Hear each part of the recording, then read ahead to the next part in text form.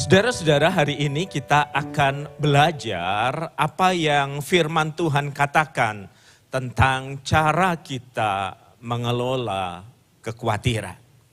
PowerPoint akan ditayangkan untuk membuat Anda lebih mudah mengerti, lebih mudah berkonsentrasi, dan kemudian lebih mudah bagi Anda untuk mengingat. Mari kita mulai percakapan ini dengan pengalaman sehari-hari, saudara-saudara.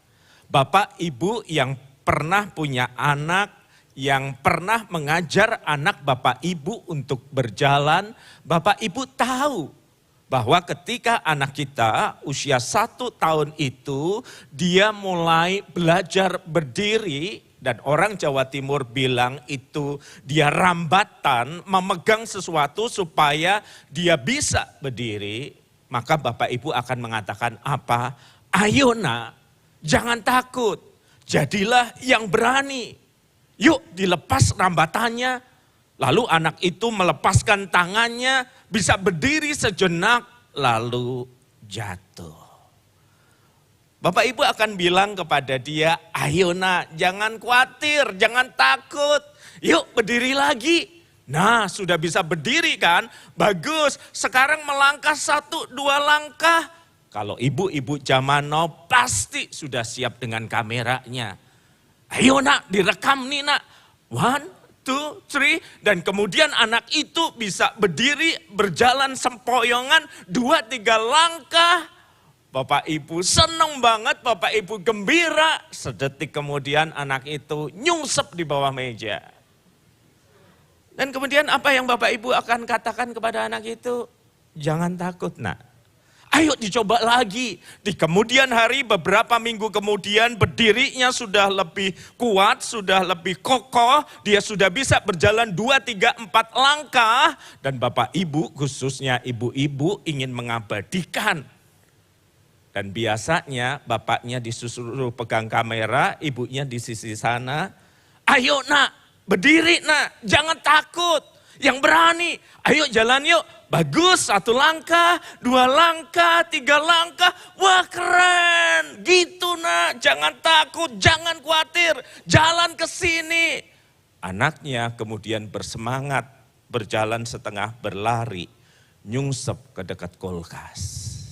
Tapi kemudian Anda akan bilang lagi, jangan takut nak, jangan khawatir nak, yang berani.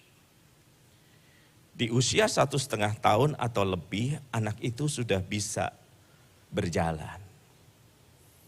Tetapi ketika anak itu sudah bisa berjalan, yang Bapak Ibu katakan beda. Nggak percaya? Kalau Bapak Ibu punya rumah 2 lantai, ada balkon, anak itu bisa berjalan dengan berani dia mendekati balkon, nengok-nengok ke bawah. Bapak Ibu bilang apa? Hati-hati nak, jangan terlalu berani. Itu tinggi nak, kalau kamu turun ke bawah, nyampenya surga. Bahaya. Kemudian anak Bapak Ibu ajak ke mall. Apa yang Bapak Ibu katakan? Ketika anak itu tumbuh kepercayaan diri, keberaniannya. Dan kemudian dia jalan lebih cepat dari Bapak Ibu yang sudah menua. Dan ketika ada lift terbuka, dia masuk dan pintu tertutup. Dan Anda pencet-pencet, itu nggak bisa terbuka. Anda nggak tahu anak Anda naik atau turun. Terus anak Anda ketemu, ditemani satpam di bagian lost and found. Bapak Ibu akan bilang apa? Nak, jangan terlalu berani nak. Hati-hati nak. Waspada nak. Jangan terlalu bebas. Ketika anak kita belajar berjalan, Bapak Ibu mengajarnya untuk punya keberanian. Ketika anak itu sudah lancar berjalan, bisa hilang beberapa kali di mall, Bapak Ibu memberikan peringatan ini. Jangan terlalu berani nak. Punyalah sedikit rasa takut. Dunia ini bukan tempat yang aman nak. Nanti kalau kamu diculik papa mama tebus pakai apa coba. Banyak orang jahat di sana. Jadi yang mana sih Bapak Ibu yang sebenarnya ingin kita ajarkan? Kita mengajarkan kepada anak untuk menjadi berani. Jangan takut, jangan khawatir. Tetapi di titik tertentu kita mengajar anak. Punyalah sedikit rasa takut. Nah, kamu bisa jatuh dan terkapar ke bawah. Kamu bisa hilang, diculik orang kalau kamu terlalu berani. Mana yang benar saudara-saudara? Yang benar saudara-saudara adalah kita harus mengakui bahwa perhatikan yang tertulis ini dalam kadar tertentu kita membutuhkan rasa khawatir untuk menjaga kita dari kecerobohan dan bahaya. Setuju? Kenapa ini udah berubah menjadi jemaat GKI yang ditanya tidak menjawab? Setuju Bapak Ibu? Nah gitu dong, jangan jadi kayak jemaat saya. Kenapa saya katakan ini saudara-saudara? Sebab kalau Anda berkendara di kendaraan, di jalan raya, Anda naik motor atau mobil, yang membahayakan Anda adalah justru orang-orang yang mengemudi tanpa rasa takut. Justru yang membahayakan Anda adalah orang-orang yang mengemudi tanpa rasa takut. Mereka akan menjadi pengemudi yang sembrono, kecepatan tinggi, siksak sana sini, dan dia kalau ditanyain akan berkata, saya nggak takut mati, saya nggak takut apapun. Ya, dia nggak takut apapun, karena itu dia ceroboh, dan dengan demikian dia menakutkan bagi kita. Orang yang paling nggak punya rasa takut di jalan ketika dia mengemudi, dia akan menjadi orang yang menakutkan bagi orang lain. Dalam kadar tertentu kita membutuhkan rasa khawatir supaya kita nggak ceroboh, supaya kita nggak menyebabkan bahaya untuk orang lain atau diri kita sendiri. Seorang ibu datang bilang begini, Pak WP, ajak ngomong dong suami saya. 15 tahun gak mau kerja Pak. Pernikahan kami 17 tahun. Setelah dia dipecat 2 tahun, selama 15 tahun gak pernah kerja. Saya udah ngomong Pak, tetapi gak didengerin. Coba Pak WP ngomong. Ibu-ibu bayangin kalau itu suami Anda 15 tahun dalam 17 tahun gak mau kerja. Itu enaknya dibina atau dibinasakan? 15 dari 17 tahun loh. Mau tukar tambah gak laku kok Bu. Mesti diapain ini? Maka saya ajak bicara si bapak dan saya tanya, Pak, gak pernah mau mencoba melamar kerja lagi Pak? Buat apa Pak WP? Rezeki datang dari Tuhan. Burung diberi makan Tuhan Pak. Masa Bapak sebagai pendeta nggak percaya? Bapak punya tabungan Pak. Buat apa harta kita di surga Pak WP? Loh tapi nanti anak kalau sekolah, kuliah, bekerja gimana? Serahkan aja sama Tuhan. Kita ngopi yuk Pak WP. Bapak punya uang untuk ngajak saya ngopi. Istri menyediakan. Saudara, orang kalau nggak punya rasa takut, nggak punya rasa khawatir dalam dosis tertentu, dia akan menyusahkan orang lain. Dia akan merepotkan orang lain. Dia akan terjerembab dalam kesalahan dan kecerobohan. Jadi kita mesti setuju dulu nih, kita ini butuh kekhawatiran dalam dosis tertentu.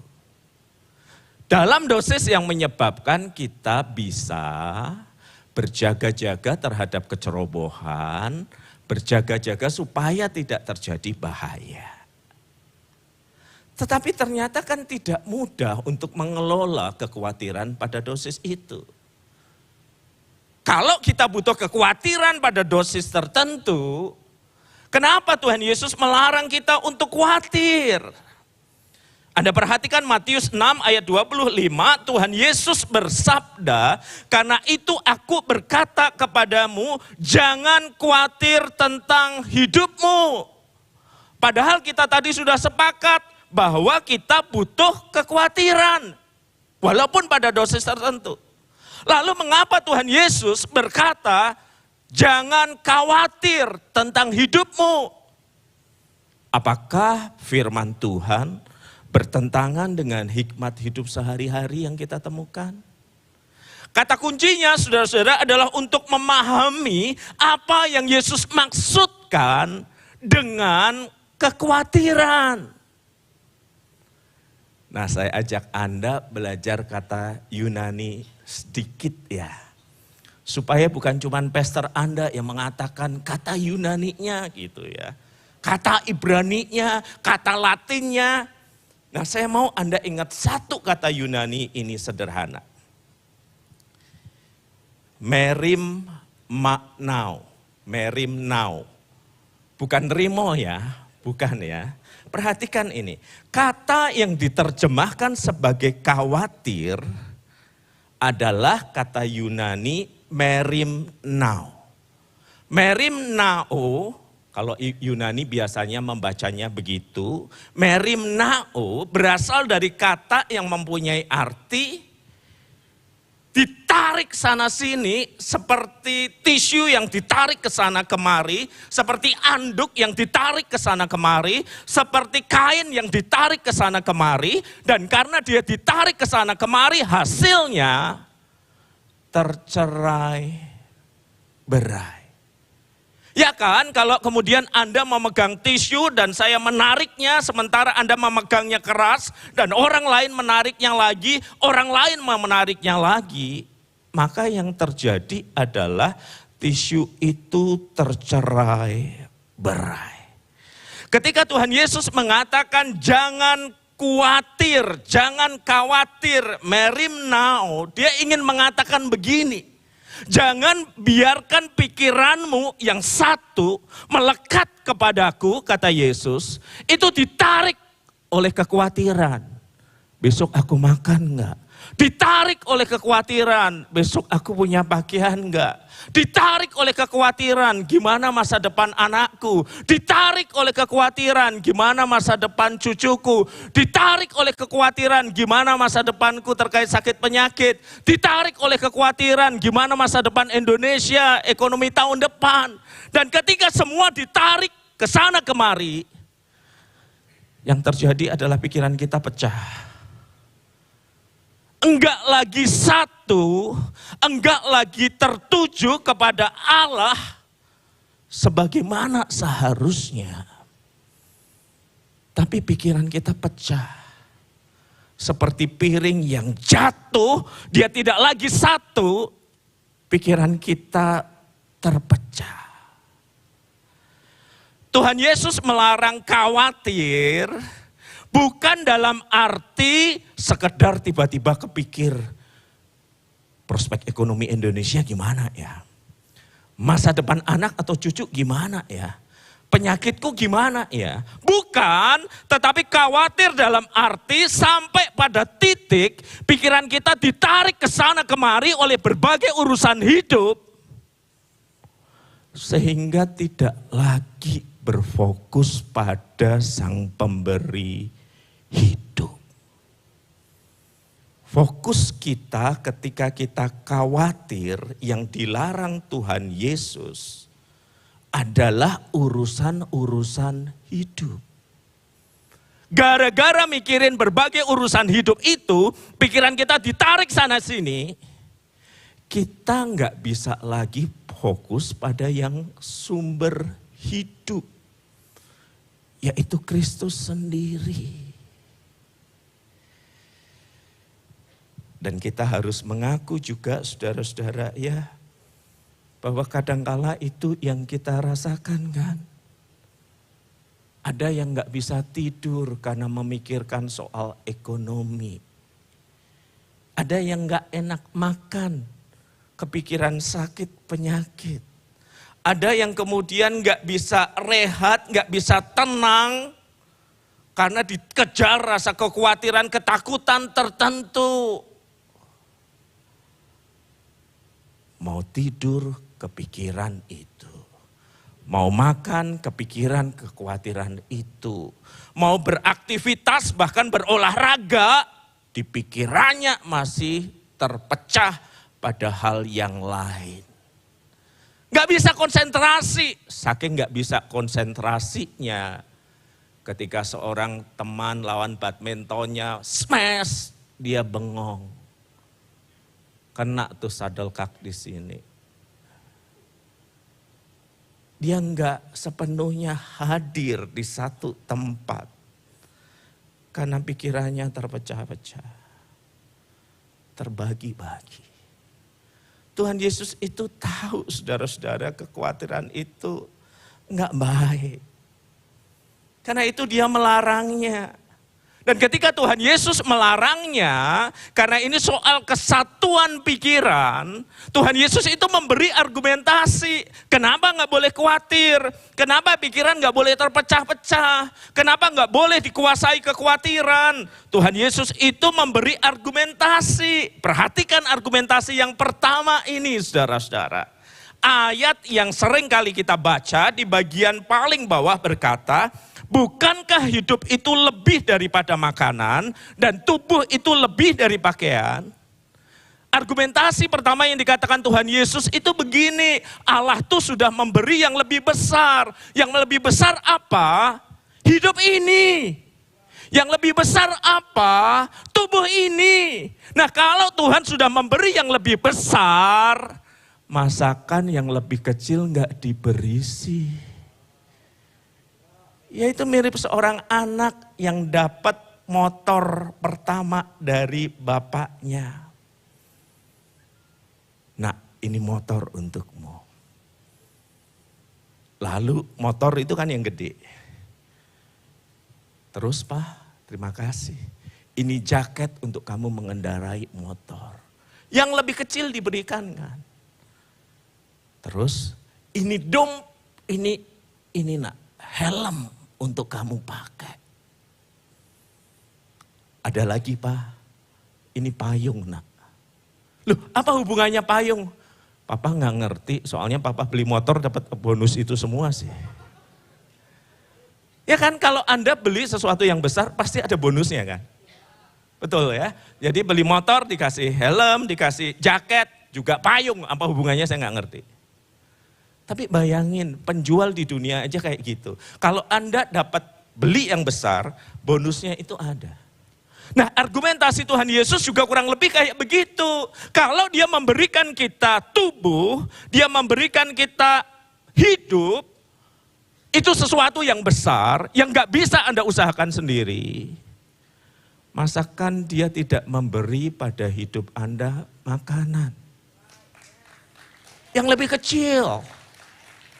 Entah Anda suka capcay, siomay, barongsai, whatever lah, tapi yang lebih kecil itu akan diberikan. Kalau dia memberi Anda tubuh, kehidupan di baliknya, masakan dia tidak memberi pakaian untuk menutupinya. Jadi Tuhan Yesus ingin mengajar kita untuk melihat gini loh. Kenapa kita nggak boleh khawatir? Sampai terpecah, pikiran ada di sana kemari. Karena yang lebih gede aja Tuhan kasih. Masa bonus-bonus kecil nggak dia beri? Gak mungkin dong. Pasti dia berikan. Yang kedua, mengapa Tuhan Yesus melarang kita untuk menjadi khawatir? Karena Allah tahu bahwa kekhawatiran tidak menghasilkan apa-apa. Gak ada orang lebih pintar karena khawatir. Gak ada orang lebih berhikmat karena khawatir. Tuhan Yesus mengatakan, siapa di antara kamu yang karena kekhawatirannya dapat menambah sehasta saja. Anda tahu sehasta seberapa? Tahu sehasta? Nggak tahu? Pak Christian, berdiri sini Pak. Sini Pak. Saya sungkan kalau dengan Pastor Irwan karena dia lebih tinggi, dia selalu memandang rendah saya. Jadi saya cari yang sepantaran. Ya. Pak, tangannya diulurkan, Pak. Enggak, satu tangan aja, bukan menyembah ya. Gini, tekuk. Sehasta, itu panjang ini. Apa ini namanya, Pak? Sikut, sampai jari Bapak yang paling panjang. Jari mana, Pak? Jari tengah. Nanti kalau ditekuk kan gak sopan gitu. Segini. Sehasta, maksudnya gini. Tuhan Yesus berkata, tolong berikan saya ayat lagi. Kalau kamu takut, kamu khawatir, kekhawatiran itu gak akan menghasilkan apa-apa. Dia gak bisa menambah sehasta pun pada jalan hidupnya. Bapak pengen hidup sampai umur berapa? 100 tahun. Berapa? 100 tahun. 100 tahun kayak puisi. Kalau nggak sakit-sakit. Kalau nggak sakit-sakit. Nah bayangin ya, Tuhan mengabulkan ke Pak Christian, oke Pak 100 tahun Pak, karena Bapak ada di New Life ya. Terus, tapi Tuhan berkata gini, kamu nggak bisa menambahkan sehasta saja, segini Pak. Oke, sekarang pertanyaannya agak matematis Pak. Kalau Bapak hidup umur sampai 100 tahun, kira-kira Bapak sudah berjalan berapa kilometer di dalam hidup Bapak? Nggak bisa dijawab. Pasti panjang kalau 100 tahun. Bisa jadi pendek kalau sehabis ini Bapak menghadap beliau. Bisa pendek. Tapi kata Tuhan Yesus, Bapak nggak bisa nambahin umur Bapak segini aja. Thank you Pak Christian. Tuhan Yesus pengen apa? Ngomong apa? Kekhawatiran tidak menambah umurmu. Mengurangi bisa. Anda nggak percaya kalau mengurangi bisa? Banyak orang karena kekhawatiran, stres, kualitas hidupnya menurun, umurnya lebih pendek. Banyak orang karena kekhawatiran, ketakutan, memutuskan untuk mengakhiri hidupnya sendiri, jadi pendek hidupnya. Dan Tuhan Yesus berkata, enggak, karena khawatir kamu dapat menambahkan sehasta saja, yang pendek pun kamu enggak bisa tambahkan pada jalan hidupmu. Kekhawatiran tidak membuat engkau menjadi umur panjang. Kekhawatiran justru bisa memperpendek hari-hari hidupmu. Kekhawatiran justru bisa menurunkan kualitas hari-hari hidupmu. Tuh, Tuhan Yesus sudah pakai dua argumentasi. Yang pertama, yang gede aja dikasih, apalagi yang kecil. Lalu Tuhan Yesus juga menjelaskan bahwa gak ada orang umurnya jadi lebih panjang karena khawatir. Apa rahasia panjang umur Bapak sampai 90 tahun? Banyak khawatir nak, gak ada. Gak ada. Kalau ditanya apa yang membuat Bapak kelihatan lebih tua dari umur Bapak? Banyak khawatir, itu jawaban yang cocok. Buktinya pastor Anda. 40 kelihatan seperti 55. Banyak khawatir tentang masa depan Anda. Yang ketiga, Tuhan Yesus mengatakan apa?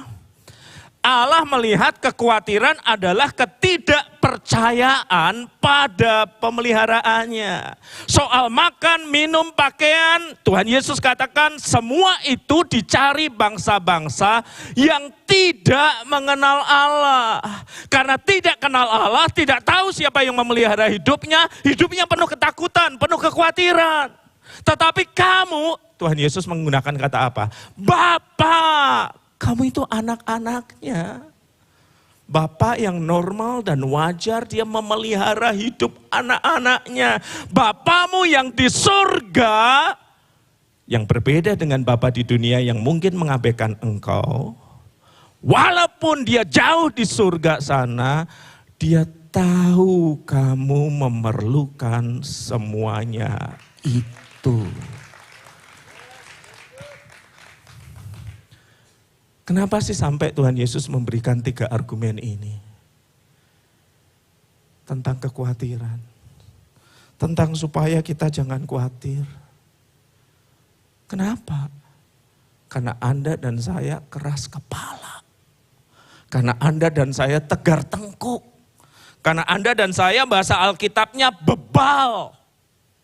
Sudah berkata, sudah dibilang jangan khawatir. Kita masih terus hidup dalam kekhawatiran yang memecah pikiran kita.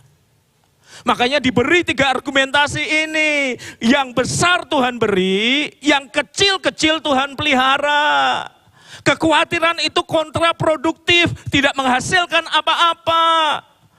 Kekhawatiran itu menunjukkan bahwa kamu tidak mengenal Bapa di surga yang memeliharamu dengan kasih. Dan lalu Tuhan Yesus melanjutkan. Kalau begitu bagaimana cara kita mengelola kekhawatiran? Bukan supaya enggak ada loh. Kita tadi sudah sepakat di awal bahwa pada titik tertentu kita perlu kekhawatiran supaya apa? Supaya tidak ceroboh, supaya tidak membahayakan orang lain. Ngerti? Nah sekarang bagaimana mengelola kekhawatiran itu supaya dia ada pada kadar yang secukupnya dan tidak melumpuhkan, tidak membutakan, tetapi cukup untuk membuat kita berjaga-jaga, waspada, dan kemudian cukup untuk membawa kita melekat kepada Allah. Perhatikan apa yang Tuhan Yesus katakan. Tetapi carilah dahulu kerajaan Allah dan kebenarannya. Daripada pikiranmu terpecah pada ketakutan, kekhawatiran, masalah ekonomi, kesehatan, masa depan, anak, menantu, cucu, perusahaan, dan 1001 pekerjaan yang lainnya yang menimbulkan rasa khawatir. Sebelum pikiranmu terpecah pada banyak hal itu, carilah dahulu kerajaan Allah dan kebenarannya. Maksudnya arahkan hati dan pikiranmu pada Allah dan kehendaknya daripada pada sumber kekhawatiran. Dalam bahasa sederhana, hiduplah dalam ketaatan setiap hari. Pikirkanlah bagaimana saya bisa taat setiap hari. Pikirkanlah bagaimana caranya sebelum dipecah oleh banyak sumber yang menyebabkan kita khawatir dan takut. Hari ini Tuhan meminta saya taat dalam hal apa? Saudara, kalau sampai di dalam tahap ini barangkali Anda bisa berkata begini. Pak WP itu pendeta, beda dengan kami. Enggak ngerasain susahnya hidup di dunia. Barangkali sebagian orang berpikir pendeta hidupnya di neraka. Jadi enggak merasakan kesulitan duniawi. Sebagian berpikir pendeta itu hidupnya di surga, enggak ngerasain yang susah kayak kita. Itu sama tuh kayak bertahun yang lalu ketika kami masih tinggal di sebuah pastori. Surabaya dilanda banjir, telepon masuk, Pak WP, perumahan kita banjir nih. Betul Pak, saya mau mengungsi ke tempat Pak WP ya. Kenapa Pak? Soalnya di tempat saya Pak sudah 20 senti. Saya yakin ini nanti akan naik Pak. Maka saya ke pastori ke tempat Pak WP tinggal.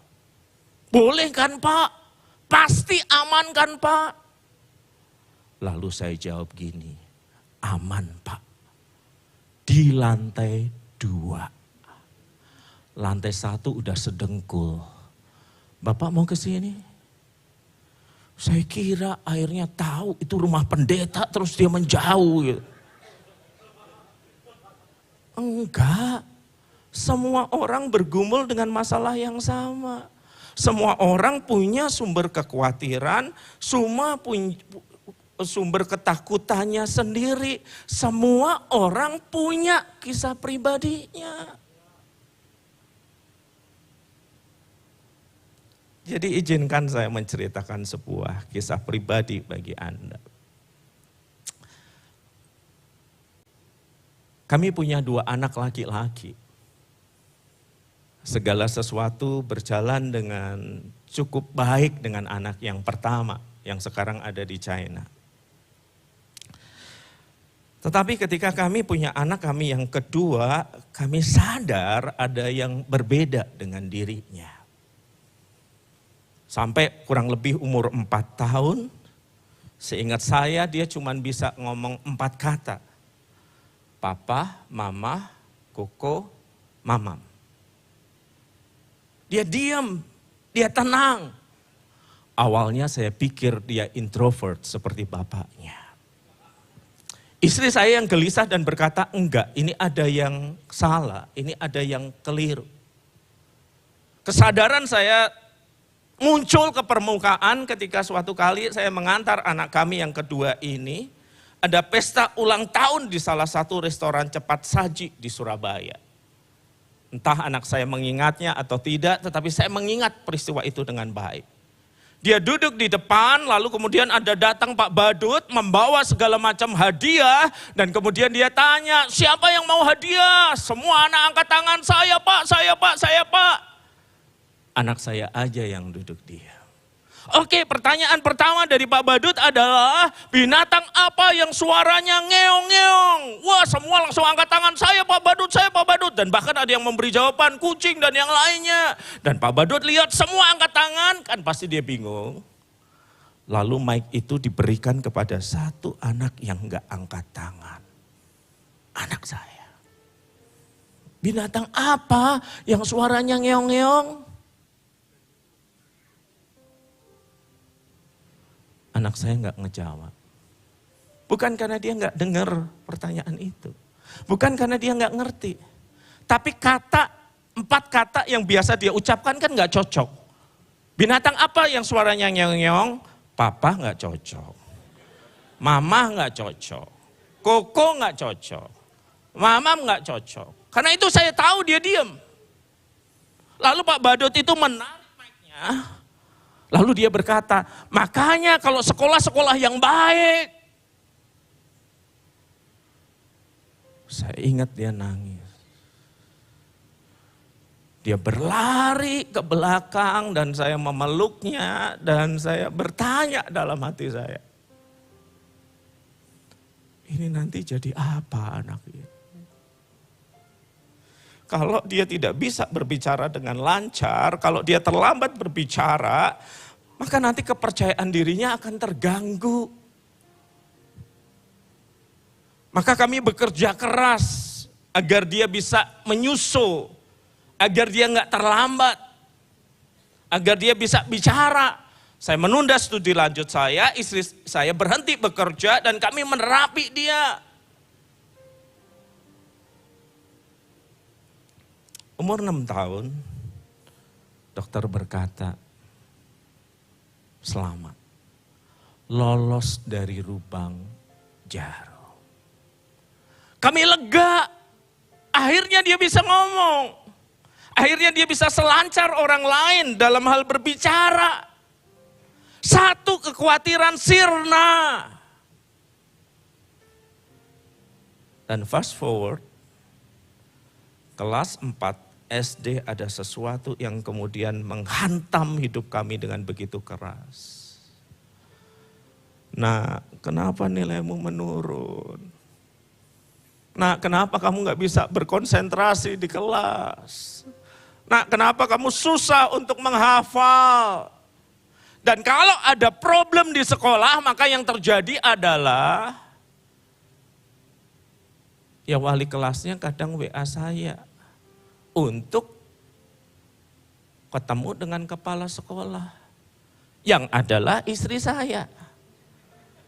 Jadi reuni keluarga kami di situ. Segala catatan saya dengarkan, kami dengarkan. Dan sampai pada titik di mana kami berkenalan dengan apa itu disleksia, kesulitan belajar yang sangat spesifik. Yang membuat anak kami yang kedua berbeda dengan yang lain. Kelas 6 SD kami sadar bahwa dia nggak bisa sekolah di sekolah reguler. Sebelumnya berangkat sekolah jam 12 terapi sampai jam 3, jam 4. Dilanjutkan dengan les sampai jam 8 malam. Hanya supaya nggak mengejar, supaya nggak remedial terus. Sampai di titik di mana anak saya berkata, aku capek Pak. Tapi nilainya juga nggak cukup. Jadi kami pindahkan dia ke sebuah homeschooling ketika SMP. Dia nangis awalnya. Ngerasa nggak punya teman, takut nggak diterima dan yang lainnya. Lambat laun dia cocok dengan homeschooling itu. Sebuah sekolah kecil di mana dia harus tetap berangkat di sana, ketemu teman-temannya. Dia happy. Giliran kami yang bingung.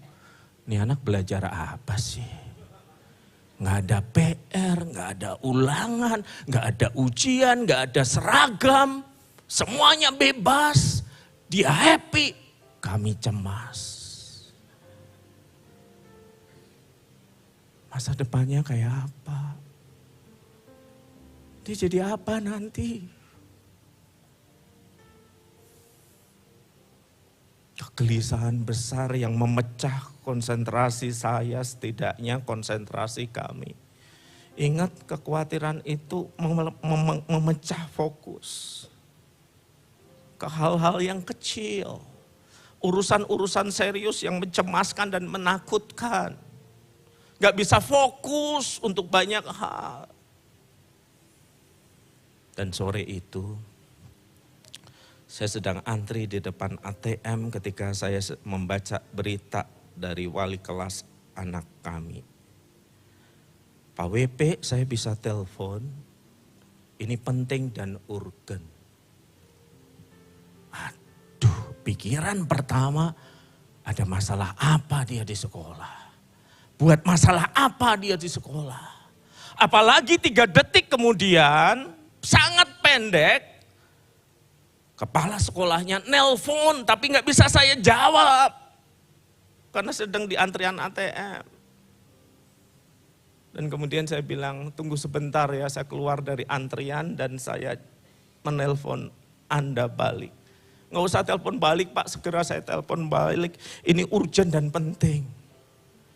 Jadi begitu saya keluar dari antrian, kepala sekolahnya nelpon, Pak WP, Anda tahu jawaban saya pertama kali apa? Ya Pak, anak saya buat masalah apa? Ada masalah apa? Apalagi yang harus kami selesaikan? Dia shock, dia kaget. Loh kok jawabannya gitu Pak? Ya karena biasa begitu. Oh gini Pak, gini. Kita ini cuma mau ngasih tahu anak Bapak itu ada di dalam satu tim. Dan mereka membuat alat kecil, ternyata lolos seleksi, lolos kurasi untuk ikut kompetisi di Jepang. Anak saya nggak pernah cerita itu sebelumnya. Saya nggak ngerti. Jadi boleh berangkat Pak. Saya syok dan berkata, boleh Pak. Tapi kayaknya saya lagi nggak punya duit deh untuk ngirim. Nggak apa-apa, nanti kita cari di Kitabisa. Berangkatlah mereka.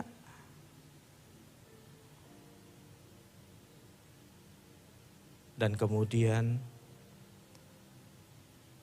kami mendengar berita setelah mereka pulang.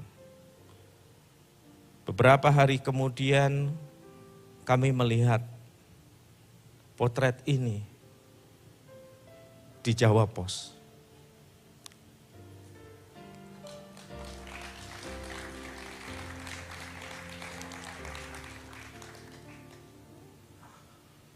Anak saya yang sebelah sini. Kalau Anda ngerasa dia ganteng, ingat buah jatuh tidak jauh dari pohonnya. Ketika saya membaca berita ini, saya sudah mendengar tentu hasilnya sebelumnya. Seperti ada suara berkata di dalam hati, jangan khawatir. Jangan khawatir tentang masa depannya. Dia bukan cuma anakmu, dia anakku juga.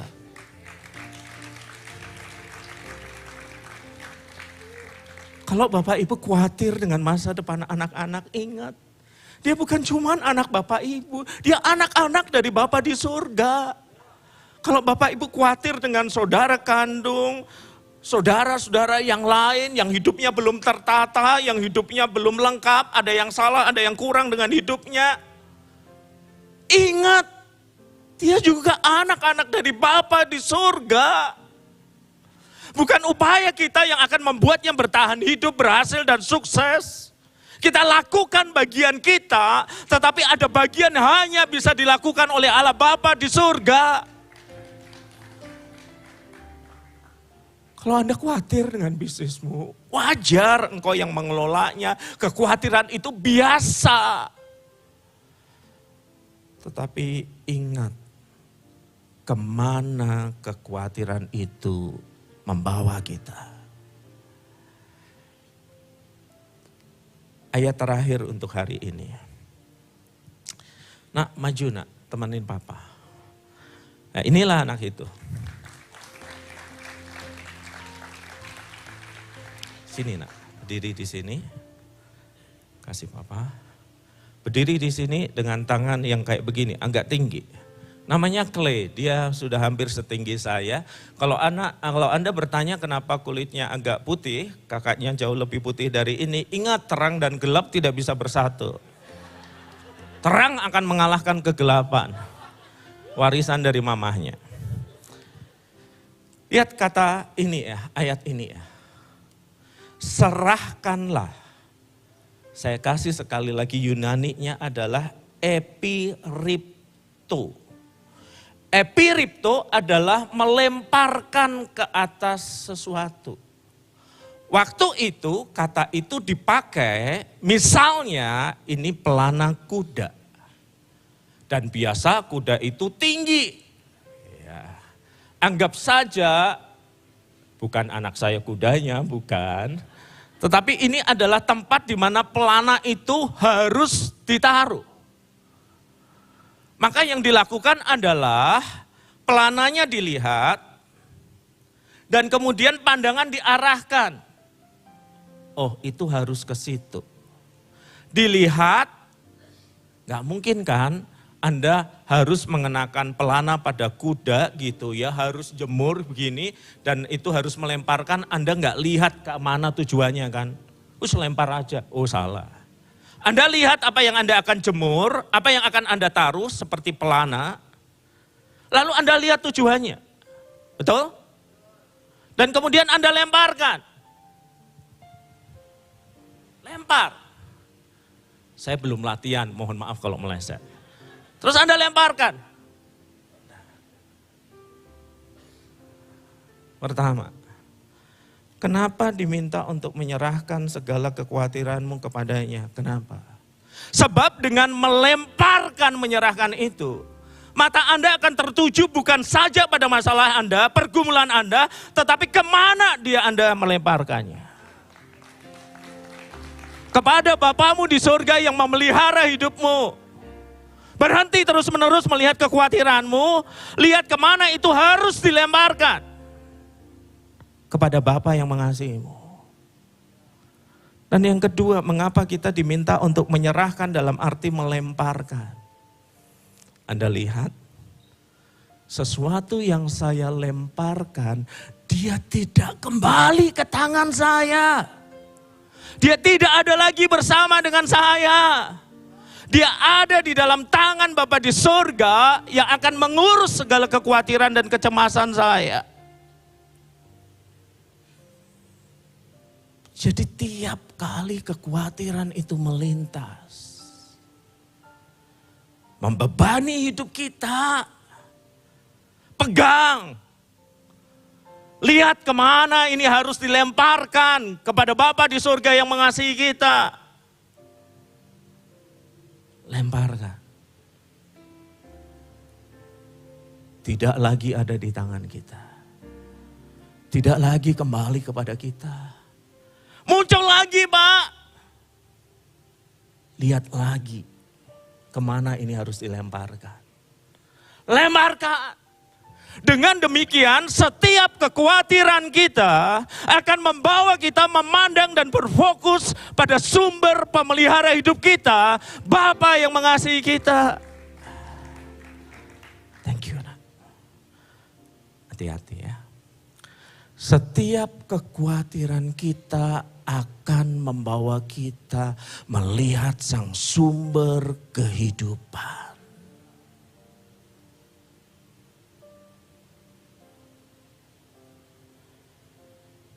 Serahkanlah segala kekhawatiranmu kepadanya, sebab Ia yang memelihara kamu. Dan jangan takut, jangan pernah takut untuk mempercayakan masa depan yang kita belum ketahui kepada Allah yang telah kita kenal di dalam Kristus. Allah yang telah kita kenal dengan pribadi dan pasti. Mari kita berdoa. Saudara, Tuhan Yesus berkata kepada kita, jangan khawatir. Jangan sampai kekhawatiran memecah kehidupan kita sehingga kita nggak bisa lagi berfokus pada Allah. Dan Tuhan Yesus tahu kita sulit untuk tidak khawatir, maka Dia sampai harus memberikan 3 argumentasi. Kalau tubuhmu Dia beri, pakaian pasti Dia perlengkapi, makan pasti Dia sediakan. Dan kekhawatiran tidak bisa memperpanjang hidupmu. Dan kekhawatiran justru menjadi tanda engkau gak kenal siapa yang kau percayai. Karena itu Tuhan Yesus berkata, jangan khawatir. Serahkanlah kekhawatiranmu kepadanya, apapun juga. Dan ketika kita menyerahkan atau melemparkannya, mata kita tertuju kepada Allah Bapa yang mengasihi kita. Hari ini, ketika Anda mendengar khotbah ini dan berkata, ada satu kekhawatiran yang terus memenuhi hidupku, terus memenuhi pikiranku.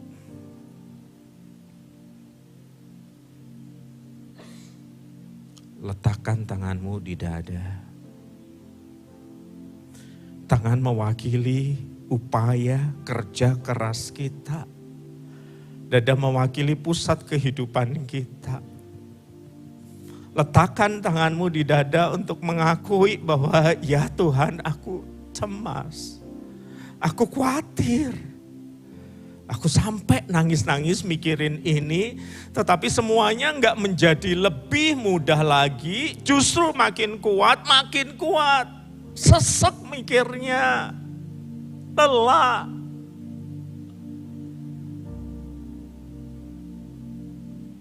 Taruh tangan kananmu di dada. Dan datang, katakan kepada Yesus, apa yang menjadi sumber ketakutanmu, kekhawatiranmu. Dia mendengar dan Dia tahu.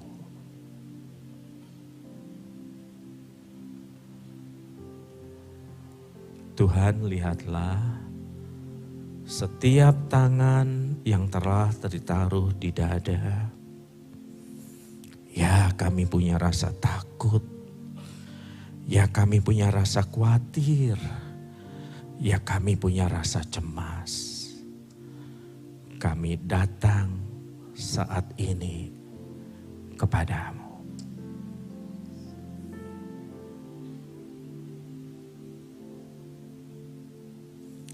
Kalau Anda merasa takut dan cemas saat ini, sampai pada titik di mana Anda membutuhkan orang untuk mendoakan engkau secara pribadi, memeluk dan mendoakan engkau, Anda boleh maju ke depan. Dan biarkan setiap pengerja menumpangkan tangannya, mendoakan Anda. Anda merasa enggak nyaman, rasa sesek, saya butuh orang yang mendoakan. Anda boleh maju ke depan. Dan biarkan kami berdoa bagi Anda. Meletakkan tangan bagi Anda. Memohonkan berkat atas hidup Anda.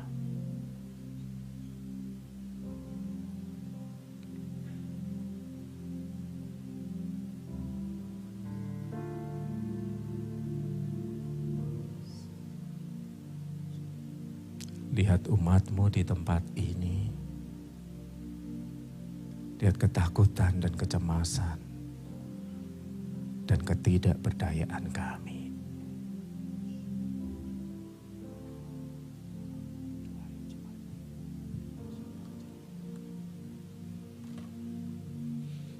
Kami bersyukur Tuhan karena tangan-Mu ada atas setiap kami. Saya tahu tangan Tuhan ada di atas setiap tubuh jemaat, bahkan setiap kekhawatiran, setiap kekecewaan, setiap ketakutan. Taruh tangan di dadamu saat ini. Kita mau masuk bulan Desember, dan sepanjang Desember kita akan melihat lebih dalam lagi tentang penyertaan Tuhan Immanuel. Tuhan yang tidak mustahil datang sebagai manusia dan dia tetap Allah. Yang merasakan penderitaanmu, ketakutanmu, kekecewaanmu. Hamba berdoa saat ini supaya setiap jemaat ini Tuhan hatinya mengarah kepada Yesus. Melihat damai sejahtera Kristus. Karena Tuhan katakan, my peace I leave to you. Damai sejahteraku ku berikan kepadamu. Kami terima lawatanmu, kami terima pemulihan darimu Tuhan. Di dalam nama Yesus yang percaya setiap kekhawatiran sudah lepas. Dan setiap kekhawatiran kita sudah serahkan kepada Tuhan. Katakan sama-sama amin. Tepuk tangan yang meriah buat Tuhan Yesus.